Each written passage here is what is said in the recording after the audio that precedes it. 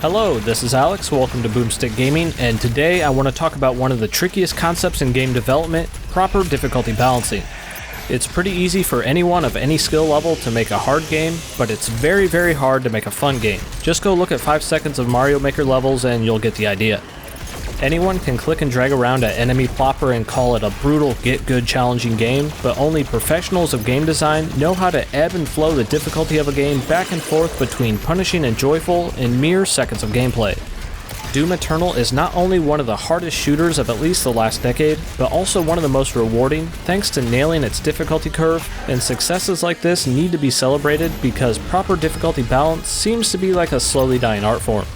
What makes Doom Eternal fall into the category of hard but fair instead of artificially difficult is the fact that 1, it controls amazingly and only does exactly what you tell it to, and 2, it gives you all the tools you need to take on everything it throws at you, leaving the mastery of those mechanics entirely on you.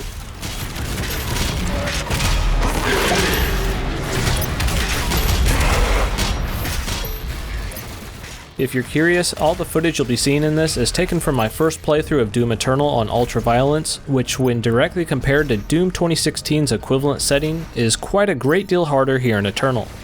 Although the initial few levels felt pretty standard for what I would expect from Ultraviolence, requiring a decent amount of effort, just a few levels in, Doom Eternal cranks up the challenge, and all of a sudden any small miscalculation or improper use of the core gameplay systems it's taught you up to that point will lead to severe punishment. This is one of the first games in years where I had to get into that perfect try-hard stance in front of my keyboard, crack my neck from side to side, and say to myself, alright game, let's do this. It's 2020, and with video game handholding being in full force, this feels like a gut check to all players to force them to toughen up and bring their possibly dormant skills back to the forefront. This adherence to respecting the skill level of gamers, pushing back and rewarding in all the right ways, made each and every fight in Doom Eternal feel like a shout-worthy, resounding victory. And that, my friends, is the feeling you get when a game has a proper difficulty balance. It does not bore, it does not overly frustrate, it rewards.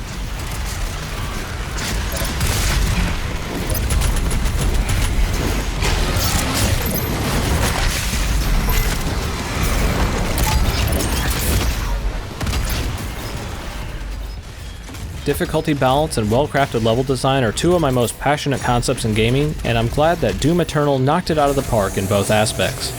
Now, if you happen to enjoy my more straightforward approach to gaming coverage with a focus on gameplay mechanics and systems, hit that subscribe button right now because it really helps out my channel in the long run.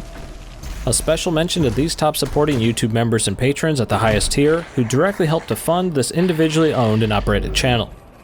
As always, this has been Alex from Boomstick Gaming. Thanks for watching, and have fun ripping and tearing.